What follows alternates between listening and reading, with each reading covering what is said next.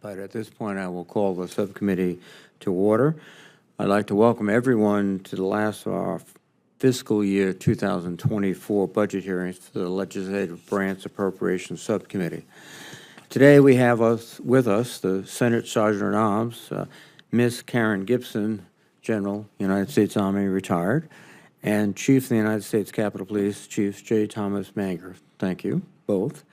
I'd like to thank you for joining us to testify, and I would ask for unanimous consent that the witness's written testimony be placed in the hearing record. And hearing no objection, so ordered. As I noted in our earlier hearings, the legislative branch agencies have submitted fiscal year 24 budget requests that account for a $250 million increase over the inactive FY23 legislative branch appropriation. We will be carefully considering these requests to ensure they continue to improve our ability to meet our responsibility to govern effectively. For fiscal year 24, the Sergeant-at-Arms is requesting $319.8 million in appropriated funds, which is an increase of $32.7 million over the fiscal year 23 enacted level. This increase provides funding for COLA-related costs and locality, for 43 new positions to support various Sergeant-at-Arms organizational elements, and for salary adjustments for on-board personnel.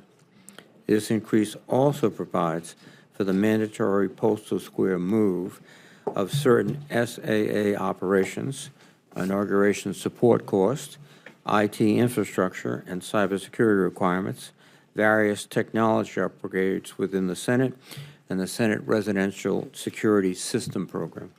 Today, we will also be reviewing United States Capitol Police's fiscal year 24 budget request. And before I address the USCP requests, I'd like to thank you, Chief Manger, and your team for all you do to support the safety and security of the Capitol complex each and every day. Included in the President's budget request is a request for an appropriation of $840.9 million for the Capitol Police, which is an increase of $106.3 million from the fiscal year 23 enacted level. This is an increase in both the salaries and the general expense appropriations. This increase provides for the annualization of salaries for onboard personnel in fiscal year 23, increased overtime for core mission and national political conventions, funding for new positions, and COLA and miscellaneous payment funding. This increase also provides for increased protective services support during an election year to include at national political conventions, funding to support the purchase and lease of various fleet vehicles, funding to support the continuation of the Contracted Security Guard program, technical and physical security equipment lifecycle replacements and upgrades, and various other non-personnel related costs. I look forward to hearing from both of our witnesses today. We will be joined shortly by Senator Murray, the chair of the Senate Appropriations Committee. We have been joined by Ranking Member Senator Fisher. Thank you. And at this point, I would like to recognize Senator Fisher for her opening remarks. Thank you, Mr. Chairman, and thank you, General Gibson and Chief Manger, for being with us today for our third legislative branch hearing. I want to begin by thanking the men and women of your agencies for the work they do to keep members of Congress, staff, and visitors on the Capitol campus safe every day. I am deeply grateful for their service and acknowledge that their support is what enables us to do our job in a secure and open environment. Both the Sergeant-at-Arms and the Capitol Police are responsible for maintaining the security of the Capitol campus, and both agencies have a no-fail mission.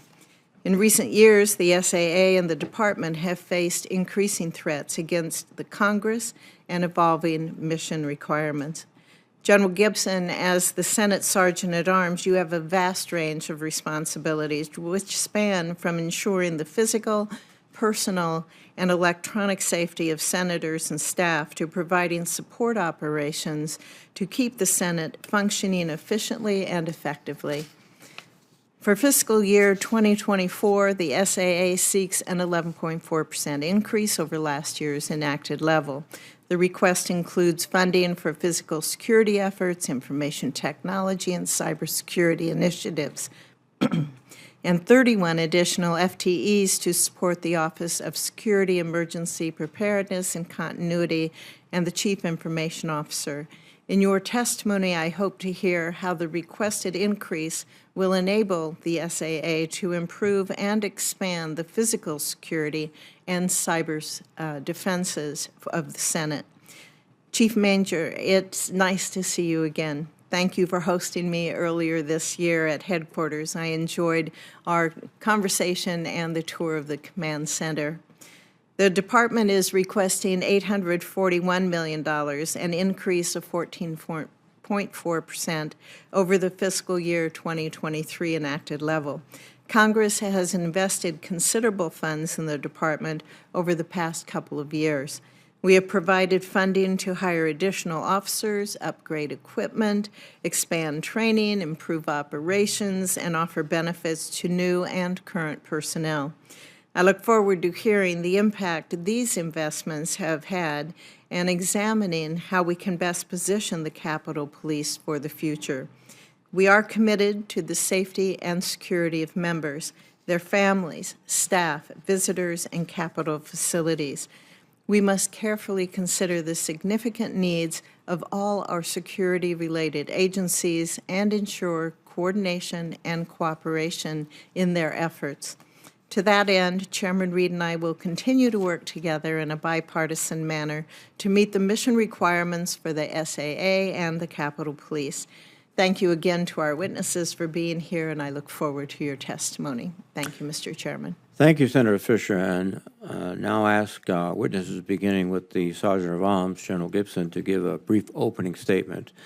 As you know, the written testimony of each witness will be printed in full in the hearing record. General? Chairman Reed, Ranking Member Fisher, members of the subcommittee, I appreciate the opportunity to testify in support of the Sergeant at Arms FY24 budget request. I want to thank the subcommittee for supporting our initiatives over the last 2 years, which have allowed us to improve security and continue critical modernization. We remain dedicated to meeting the personal, physical, and cybersecurity needs of the Senate, as well as providing essential administrative and logistical support. We do so seeking at all times to improve our effectiveness through innovation and a dedication to customer satisfaction. In that spirit, we created a security portal through which offices and committees can directly request security services, which are tracked and responded to in real time. 2 years ago, security support requests were made via paper letters, physically routed through distribution. The same portal shows my team the status of office emergency preparation plans and training, the recency of residential security assessments, and the nature of threats against senators. We're also fielding an accountability tool for use on a mobile device that allows staff to directly report their personal status and location in an emergency, providing real-time visibility to office emergency coordinators. Another emergency preparedness app readily provides staff with office-specific procedures and contacts during an emergency. Finally, rather than rely on staff's availability to attend in-person training, we've developed numerous videos that can be viewed at the time and place of one's choosing on a broad variety of topics. Our security mission expands beyond the Capitol grounds.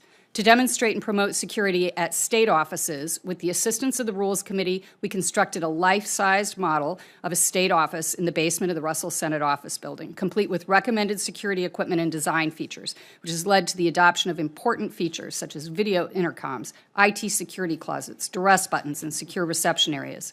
Because this room is outfitted with remote learning technology, we'll expand its use to include virtual classes on state security topics. Working hand in glove with the Capitol Police, we have a renewed focus on personal and residential security, as you'll see in our request for the Residential Security System Program. To date, 37 senators have received or requested residential security assessments led by Capitol Police physical security experts, and we are on track to start installing security equipment identified by the assessments this summer. That said, the most persistent threats we face are in the cyber domain. We've carefully applied funds to improve the resilience, security, and modernization of Senate communications. The Senate network is now backed up in 2 modern dispersed data centers, and we protect the network with a myriad of software and hardware and trained professionals. This comes at a cost, as you see in our budget request, that asks for $2.945 million to assist in proactive defense. We've also prioritized modernization, including updating TransAct, partnering with the Secretary to enhance office payroll processes, and fielding the Unified Communication and Collaboration System. Our commitment to innovation and customer satisfaction extends to every service we provide. Last year, we opened the Senate's first passport office, completing over 1,200 passports in 9 months. We enacted a portal system, Direct Express, which allows offices to order services through an innovative web-to-print storefront. It cuts processing by 90%, saving time, money, and supplies. Custom flag certificates can take less than a minute using this storefront rather than the 3 to 4 previous hours.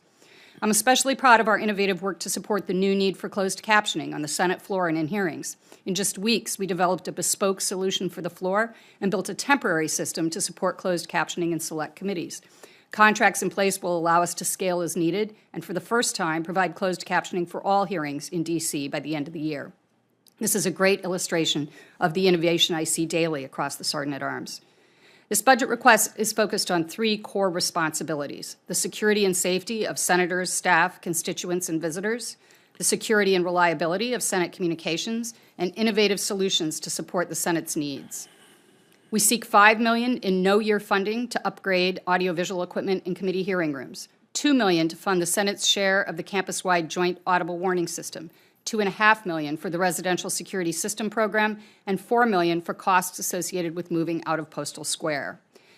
We request 43 additional positions. 20 will support physical security programs, such as the Senate Residential Security System Program, and 11 will support critical functions for the Chief Information Officer. The remaining 12 address additional needs of other personal support efforts, such as rolling out the Green to Gold internship program for veterans at the Senate. In closing, I want to highlight the work also of the Capitol Police Board, which I chair this year. I am grateful for the strong working relationship with the Capitol Police, the architect of the Capitol team, and counterparts in the House. We've reopened the Capitol complex while ensuring the police are properly staffed to meet mission requirements. We hired a new inspector general and established a working group to ensure the board makes the best use of IG reports as an oversight tool. With the assistance of Congress and this committee, we completed a comprehensive security review of the campus, prioritized repairs, and worked to support the men and women of the police. I'm especially pleased that the General Accounting Office recently found the Capitol Police Board has fully incorporated leading governance practices to enhance accountability, transparency, and external communication. As chair, I will continue to ensure the protection of the congressional community remains at the forefront of all we do. Finally, thank you for your support of the Sergeant-at-Arms and for the opportunity to discuss our accomplishments and our FY24 budget request. I stand ready for your questions. Thank you, General. Chief Manager, please. Chairman Reed, Ranking Member Fisher, and members of the subcommittee, thank you for the opportunity to present the United States Capitol Police budget request for fiscal year 2024. The Department greatly appreciates the subcommittee's consistent support of the men and women of the United States Capitol Police. Congress's support has been invaluable in providing the resources needed to continue our transformation into a stronger, more protection-oriented law enforcement agency while meeting dramatic workload increases in an increasingly volatile threat environment. The Capitol Police is unique among federal law enforcement agencies. We patrol a campus that is completely open, and now that the campus is fully reopened, we again host millions of visitors each year, all the while investigating evolving and increasing threats against members of Congress and their families. The 2024 budget request reflects this reality. In my testimony today, I'll present the FY24 budget request within the context of 3 general themes that explain the Department's forward trajectory. First, the enduring impact of all the deficiencies identified in the Inspector General's reports over the last 2.5 years. Second, the Department's future challenges and continued transformation. And third, the need to usher in a new phase of protective policing. First, I asked the committee to understand that even with our recent staffing increases, we remain significantly understaffed for an agency that has nationwide jurisdiction and responsibilities, and a growing mission and increasing workload. Therefore, our past 2 budgets have been attempts to work toward right-sizing the department by elevating its budgetary baseline to a more normalized level. The FY24 budget request incorporates a critical request to expand dignitary protection, our threat investigations, and enhance security operations for the members of Congress and their families, both in D.C. and in their home districts. Within the 2024 budget request, the Department is asking for increased salaries to fund 2,126 sworn employees at a full-year rate and 78 sworn employees at half-year. The budget request also includes funding for 555 civilian employees at a full-year rate and 81 civilians at a half-year rate. The general expense request is $228.6 million. The total FY24 budget increase is $106.3 million. I fully recognize the department's requested increase is significant, but equally significant are the department's growing responsibilities and challenges. The fact is, we engage in a no-fail mission every day, recognizing that there will be no tolerance for leadership or organizational failures. The department's 2024 budget request reflects the reality that as the department's mission and environment changes and evolves, so too must its staffing and resources. Therefore, I want to highlight 6 areas that continue to be central to our growth and transformation. They are expanded dignitary protection capabilities, continued normalization of sworn and civilian staffing levels, enhanced intelligence capabilities, expanded capabilities to address threats against members, cybersecurity and investigative activity, expanded physical and technical security capabilities to secure the Capitol complex, and strengthened training capabilities for recruit officers, in-service training, physical skills, professional and leadership development. Over the last year, the world has continuously changed, becoming more violent and uncertain. A member of Congress was brutally assaulted, and the husband of the former House Speaker was critically wounded in a politically motivated attack. Increasingly, sophisticated cyber tools are more widely available to malicious actors who employ them to infiltrate data networks and steal private information. The sheer increase in the numbers of threats against members of Congress, approximately 400% over the past 6 years, requires new and innovative techniques to identify, deter, and mitigate threats. Upcoming elections, the political conventions, and the campaign activities that go along with them, and the increasingly heated political rhetoric further heighten the prospect of future security risks and challenges. We must be adequately staffed to handle these events. We are not currently. The United States Capitol Police traditional model of law enforcement no longer applies to the current landscape. The old approach to member security has been replaced by the need to protect a member's environment, as well as the member's family, both in Washington, D.C. and at their home. Keeping you and your family safe is a paramount objective.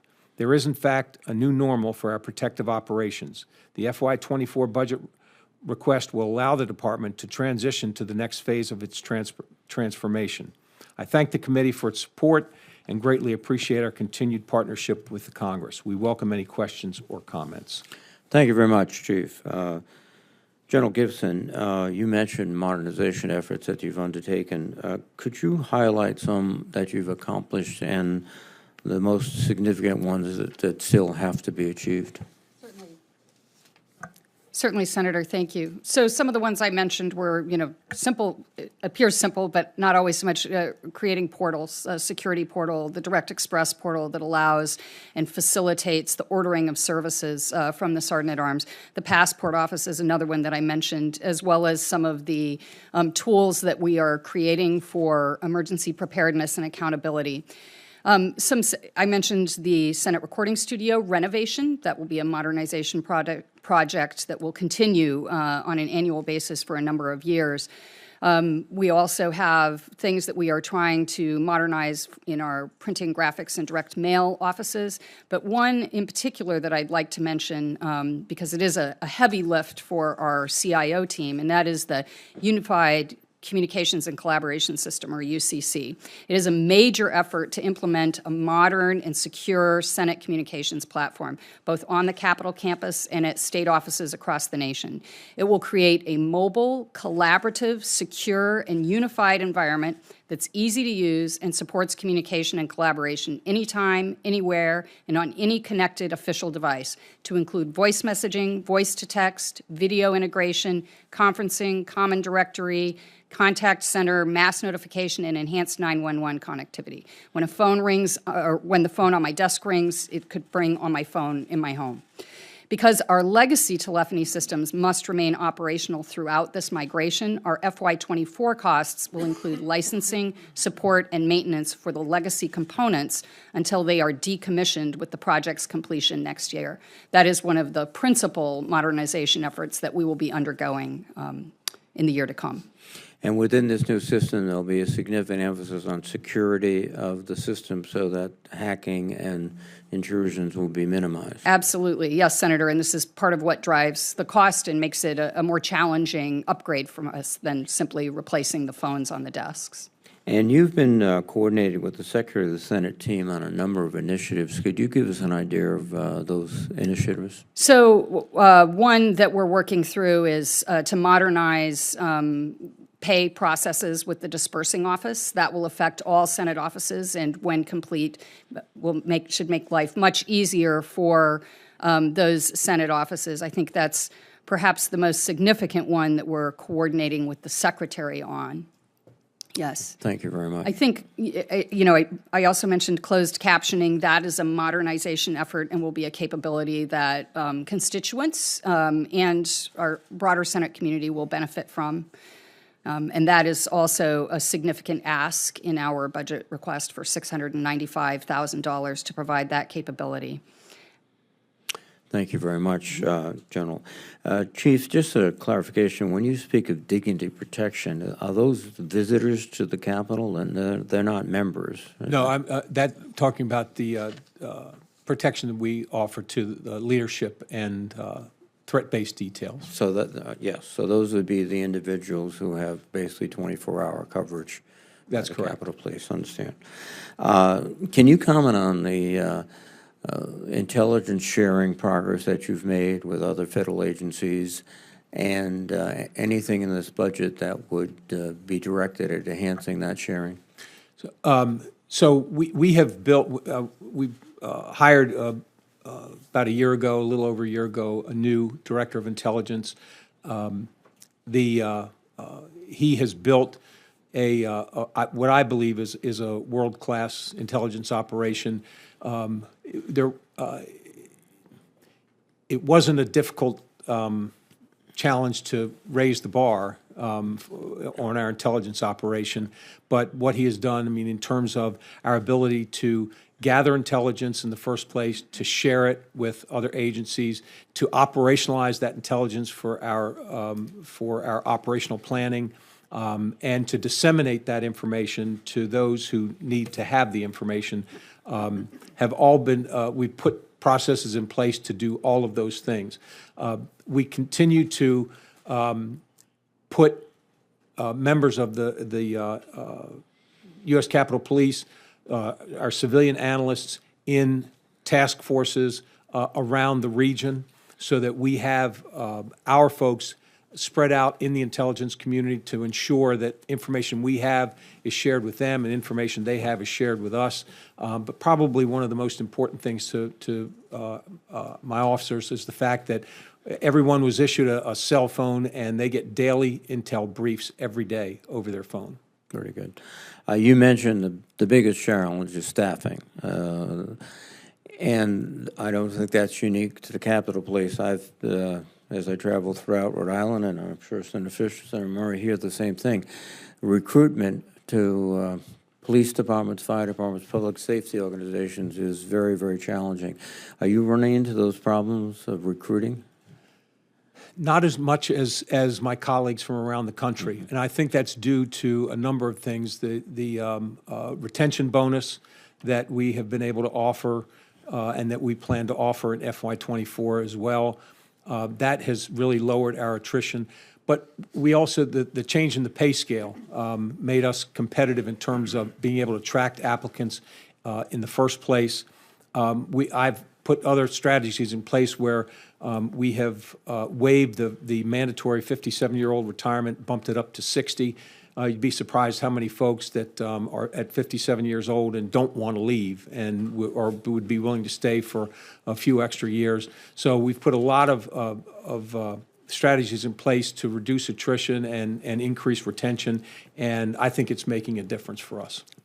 I'll just note 57 is very young in the Senate. I'll take your word for that, Thank Senator Reed. you. I have a question, but I'll wait to the second round. General, Senator Fisher, please. Thank you, Mr. Chairman. General Gibson, in your opening comments, you were talking about, in regards to the budget and new hires and your expansion there. Could you Would you like to highlight any of those specific new hires? You went through a list of them, but could you highlight some and say why you decided that these were the hires that you needed? Certainly, Senator. As we stand up the residential security system program, we are requesting specifically 5 personnel for that, 5 FTEs. That's for a security engineering specialist, an expert in physical security enhancements and construction, a financial administrative specialist, since there will be a significant amount of money that we deal with in this regard, 2 program managers and a senior program manager. So that's 5 for that program specifically. Some of the other ones that we are asking for. Do you see that program growing in the future? I do not see it. We are estimating perhaps a participation rate of 50%, and it's going well so far. Actually, approximately half of the senators who are currently in office have had residential security assessments. In the last year, or this year alone, I think we've had 25 and another 12 who've requested them. So the interest in having the surveys and receiving the recommendations has been strong, but I don't know that we will see it grow and increase. Once one has a duress button. It's yes, set. yes, Yeah. but I don't. It's not something that I would see us asking for additional people for in out years. Okay. Yes. Some of the other requests that we've made, we have 2 for our emergency preparedness team that will be replacing the escape hoods, victim rescue units, and the emergency supply kits around the Capitol buildings. 2 for our continuity programs who help ensure that we are prepared to execute enduring constitutional government functions. 2 for member outreach and security coordination. Those do things like law enforcement coordination, transportation security requests, and in particular, as the department stands up and moves towards this stronger protective operations capacity for our senators writ large to look at their personnel security, I would probably seek to have an embed in that operations center, much as we have now on the 7th floor in the command center. When you talk about the operations center, the Senate Operations Center, what's your vision for that? And how does that request align with it? Yes. So we have a Senate Operations Center now, Senator, and I am not, the only additional request I am making there is for an information manager. The personnel are on board and fully hired for our Senate Operations Center, which is complementary to the Capitol Police Command Center and focuses specifically on Senate needs and communication with the Senate community. In the future, as the department stands up a broader protective operations capacity, we will perhaps take someone who is already resident in our staff and position them there. Okay. You also, in your opening comments, you were talking about our state offices. Yes. And staff and the physical and cybersecurity that's needed there. You described some of the opportunities, such as the setup in the basement of Russell. Are there any other initiatives or ongoing work that that you are doing with our state offices at this time? I'm very proud of our State Office Operations Center, and the demonstration room has just been terrific. I very much appreciate the support from the Rules Committee and others to allow us to do that, and really to reach out to senators directly to show them some of the enhancements that they could have in their state offices. That team is very responsive to emerging requirements, whether it's flooding, wildfires, and other things, and most recently they've been fielding satellite radios or satellite communication to senators for use in emergencies in some of those state offices in the event of an emergency that takes out communications. We've also are working with them on, we have capabilities to identify in very short time threats to Senate offices in the vicinity there, whether it's a violent activity of some kind, a building lockdown, a fire or whatever. And these are some of the initiatives that we've been pursuing. Thank you. Chief Manger, in your budget request, there's a section that details open GAO and Inspector General recommendations, and several of those instruct the department to provide additional, more realistic and hands-on training for your officers. In your budget request, how does that align with the priority to provide better training for your officers? So we have recently begun doing active shooter training in the Senate and House office buildings themselves, as well as the Capitol. This is exactly what the recommendation talked about, training where folks are actually working. In addition to that, we have gotten a number of what we call virtual machines. They're virtual training pods where we can do any number of types of training, whether it's use of force, whether it's de-escalation, any number of different kinds of training that can be done with the virtual machines. So we're ensuring that even with the staffing levels that we have, that we are able to train officers without actually removing them from their posts and making them go to the academy. We're trying to do the training here on the campus, which allows us more options. And, you know, when we arrive here in the morning, we see your officers greeting us every day when we come to work, and we form relationships with them. When we look at the needs that they have and really take time off to spend time with their families, how do you balance the personnel to be able to take those scheduled leaves and be able to use their overtime to address these mission requirements? So this has been one of the main reasons that we've tried to increase our staffing levels over the past several years, because we still are forcing officers to work overtime that they wouldn't necessarily volunteer for. We're holding them over at the end of their shifts. Well, we're canceling days off to make sure we have enough folks for a particular event. And I know that this is not a sustainable strategy. And the only way we're going to be able to fix that is to get our staffing levels up to what I've asked for in FY24, so that we will have the ability to ensure officers get their days off and have that appropriate work-life balance. Thank you. Chairman Murray, please. Thank you. Thank you, Chair Reed and Ranking Member Fisher. Delighted to join you today as we continue to work to return to regular order for the first time in years and pass our funding bills in a responsible way. This hearing is really an important opportunity to make sure we are providing the people who protect us and our staffs and our nation's capital with the resources that they need. Sergeant-at-Arms Gibson, I'd like to thank you and your team for the dedication you all show each and every day. Your office plays a really crucial role keeping the work of the people running smoothly, and we've seen that work continue to evolve and improve since you joined in 2021.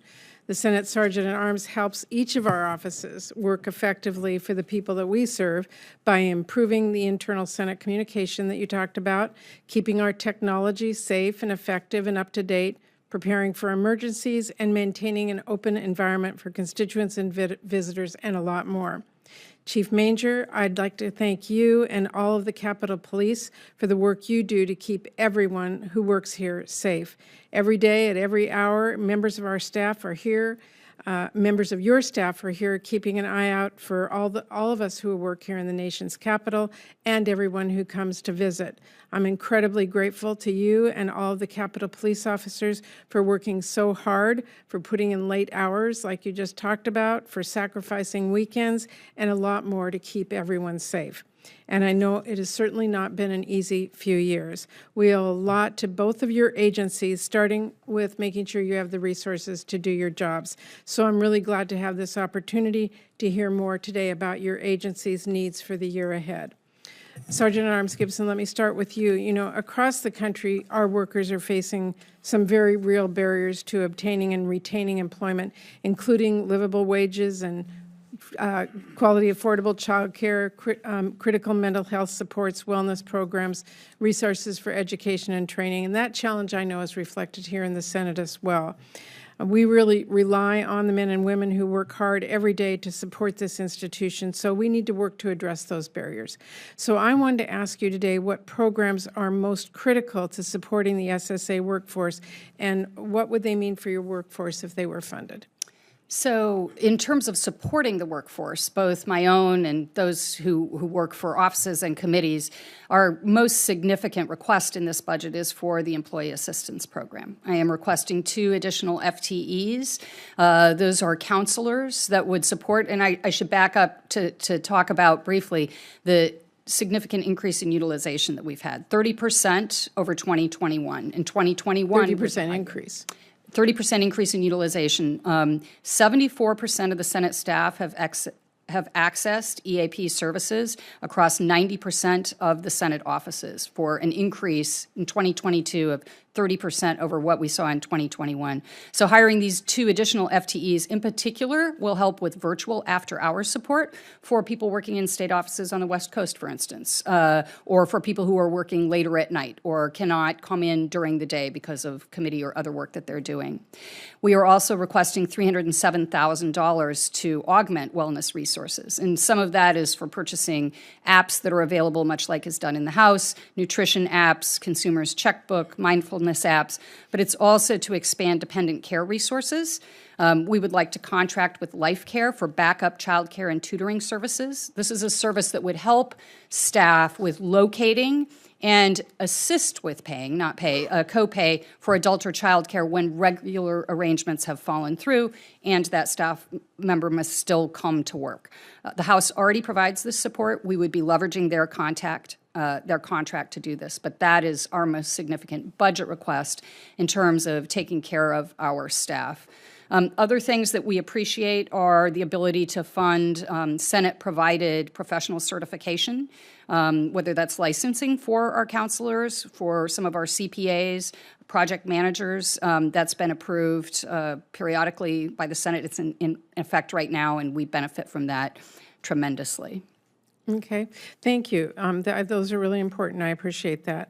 And I wanted to ask you about the residential security program that for senators' homes. How is the rollout of that program going? And have you had any chance to review any of the lessons learned that we should know about? Certainly.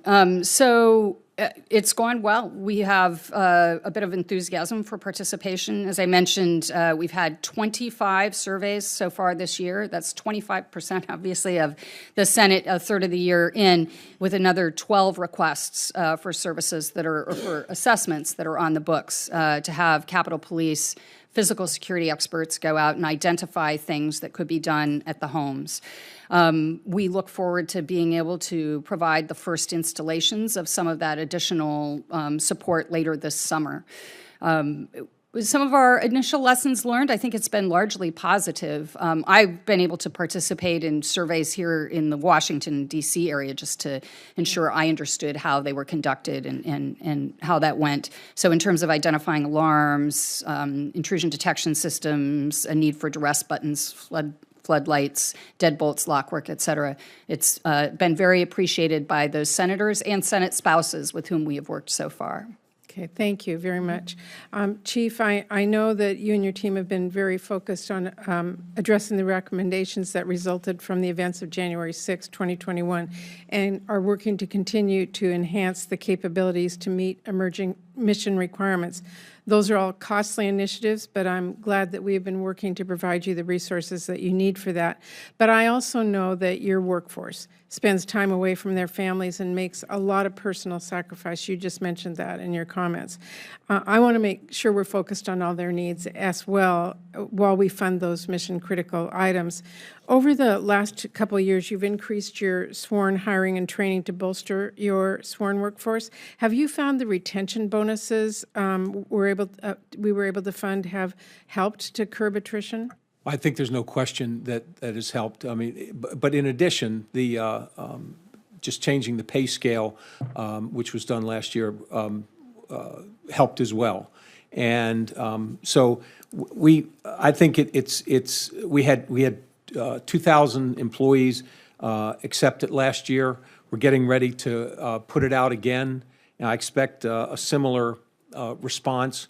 But the difference this year is many of the officers that were hired right after 9/11 are now becoming eligible, and we have between 300 and 400 officers that are eligible to retire now. So I think it's very important for us to not only continue the retention bonuses, but to, as I mentioned earlier, waive the mandatory retirement age up to 60. So hopefully that'll keep some of the officers around for a couple extra years. Okay. And have you been getting the support you need from the Federal Law Enforcement Training Center? Absolutely. As you know, during the pandemic, that was the choke point. They shut down for the better part of a year. Yeah. And so we were doing zero hiring, and we're still actually recovering from that. But they have given us all the assistance. In fact, we have multiple classes ongoing for most of the year. Okay.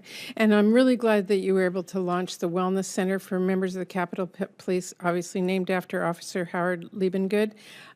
As I mentioned, in the Emergency Security Supplemental Appropriations Act and in the Omnibus, we were able to provide funding to continue to build on that effort. Are your employees using the in-house employee assistance program? Yes. I mean, there's always room for improvement. I mean, we're aware that oftentimes folks that choose public safety for an occupation are hesitant to ask for help, and we're trying to overcome those barriers. But we've had actually a very good response.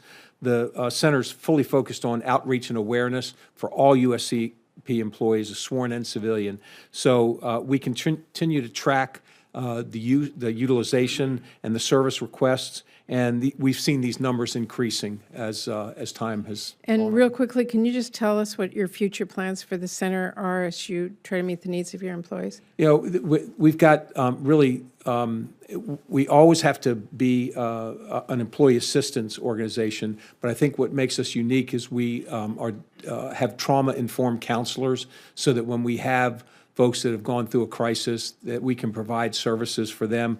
But we're also making sure that we're listening to the users, listening to our workforce, and say, you know, what is it that you would like, whether it's, yoga, meditation, physical fitness, nutrition coaching, peer support. You know, we're asking our workforce, what is it that you would like that we may not be offering yet? Okay, thank you. Thank you very much, Mr. Chairman. Thank you, Madam Chairman. Senator Van Hollen, please. Thank you. Thank you, Mr. Chairman, and thank both of you for your leadership and for the participation and good work and service of all your teams in making sure that our Capitol can be safe and functioning well. And many of the folks who work for each of you are my constituents in Maryland, and it's always good to see them here every day performing their duties for our democracy. Chief Manger, as you've said in your testimony, Capitol Police have been under tremendous pressure. We had COVID, we had January 6th, and you saw in the aftermath of those events attrition.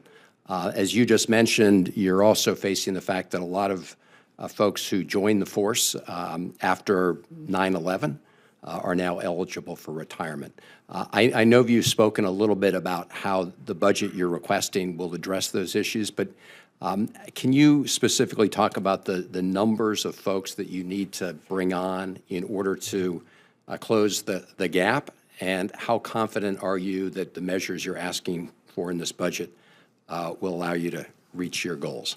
Well, first of all, I'm very confident that if we are able to reach the levels for our salary budget to raise the number of people that we can hire, that will go a long way to solving these attrition issues. There's one big reason that we are facing the attrition that we're facing, and that is that officers are being burnt out. When you have your days off canceled, when you're at the end of your shift and your sergeant comes and tells you, oh, by the way, you've got to work 6 or 8 more hours because we're short on the next shift. I mean, those are things that just after a while will demoralize your workforce. And this happens much too often in our daily work days. So the only way that we're able to solve that is through increased staffing, both in our uniformed services, but what we're also finding is in our dignitary protection. Those officers that are traveling with leadership, traveling with CODELs to provide protection all over the country, all over the world, that those were short there as well. And so that's why we asked for 64 additional DPD agents last year and additional ones this year, so that we could get those staffing levels up to a point where those folks could see their families. This is still remains one of the biggest challenges that we face with the Capitol Police, is trying to balance that work-life balance for our employees. Thank you. In, I think, February or early March of this year, Speaker McCarthy authorized the release of more than 40,000 hours of security footage from the awful events of January 6th. He released them to former Fox News host Tucker Carlson, who then used them to create a false narrative surrounding the events of that day, concluding that the attack on the Capitol was, quote, mostly peaceful chaos, unquote, and that, quote, the footage does not show an insurrection or riot in progress. Chief Manger, Tucker Carlson is now no longer with Fox News, but a lot of the damage has been done. Can you talk about the impact this false narrative has had on the men and women who work for you? Well, the following day when he did that program, I put out a message to all of my employees, and I talked to them about what the narrative that he tried to put forth, how disrespectful it was to the men and women of the Capitol Police. And I think what was fortunate is that that narrative that Mr. Carlson tried to put out had no legs. I think most folks understood exactly what it was, and so I think that was very gratifying to the members of the Capitol Police to see that the public did not agree with that assessment. I appreciate that, and I agree with you that despite his best efforts, the American public understood exactly what happened on that day, and that it was not the narrative that he put out.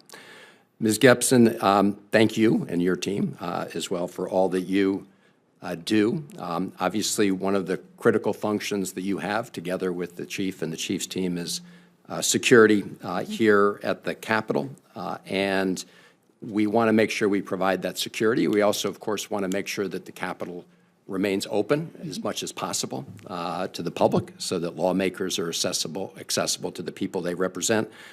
Senator Blunt and I had previously introduced, former Senator Blunt and I had previously introduced legislation to make sure we did not have a permanent wall, and I know that no one's proposing one.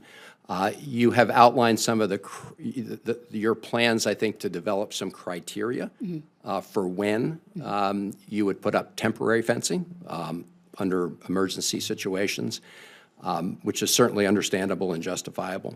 Could you talk a little bit about the timeline for all of that?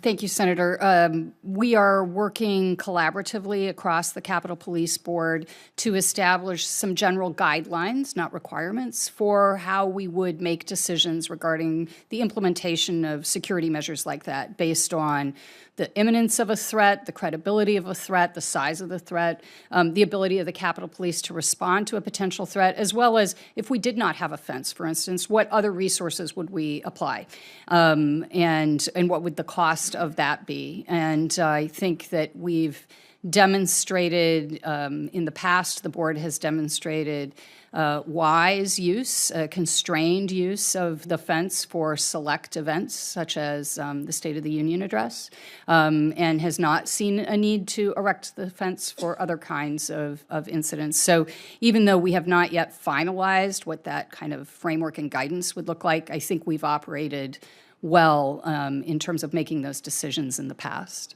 Thank you. Thank you both. Appreciate it. Thank you, Senator Van Hollen. I just have a few questions.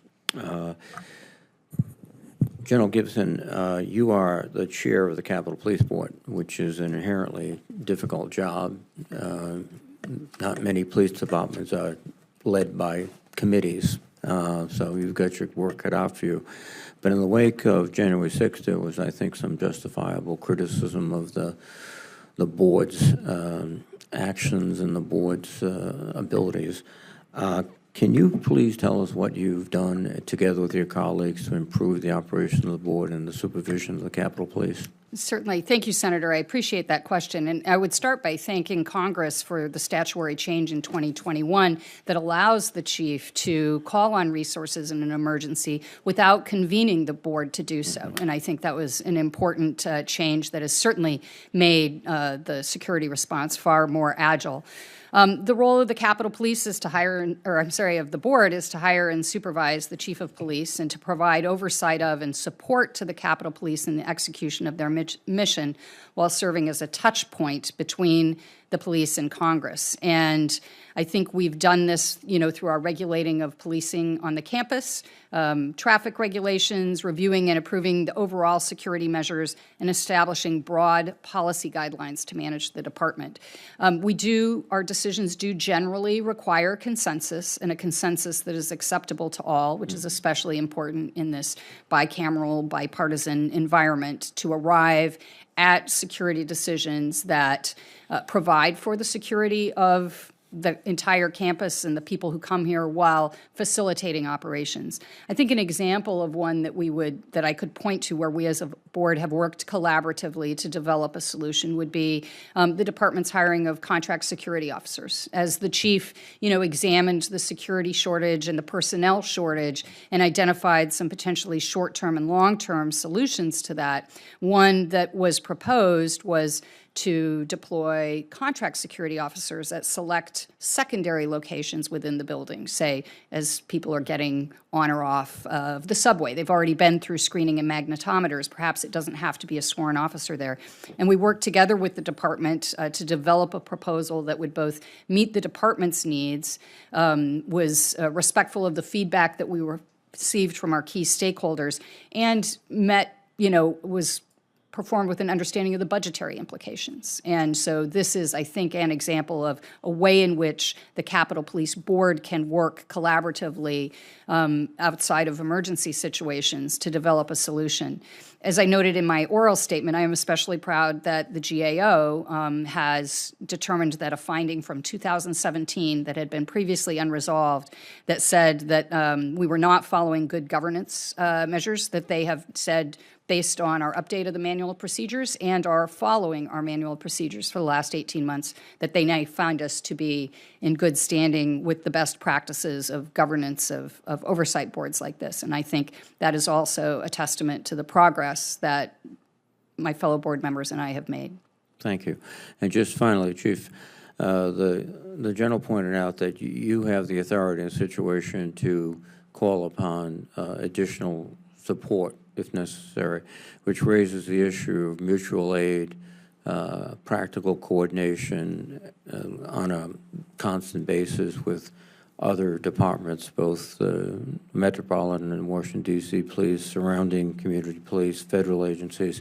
Can you just comment about how we're doing in that regard? We're doing very well, and I can say that with great confidence because we have utilized those agreements that we have put into place many times, whether it's just getting a couple of police departments to send us a civil disturbance unit component for a large event that we might be having, or getting 8 to 10 different agencies here to provide us with the assistance. So it's something that not only have we put into place, put MOUs into place. We have dozens of MOUs with agencies in and around the D.C. area. But we have put it into practice enough times that it's pretty seamless. Thank you very much. I want to thank both of you for your dedication and your service, and I particularly want to thank all of your uniformed and non-uniformed personnel who do so much each day. And as one of my colleagues said, as we come in the morning, we're greeted, and we feel, I think, a little bit more secure as well as a little happier when we see the Capitol Police and your personnel, General Gibson. Thank you. With that, I will declare the hearing adjourned.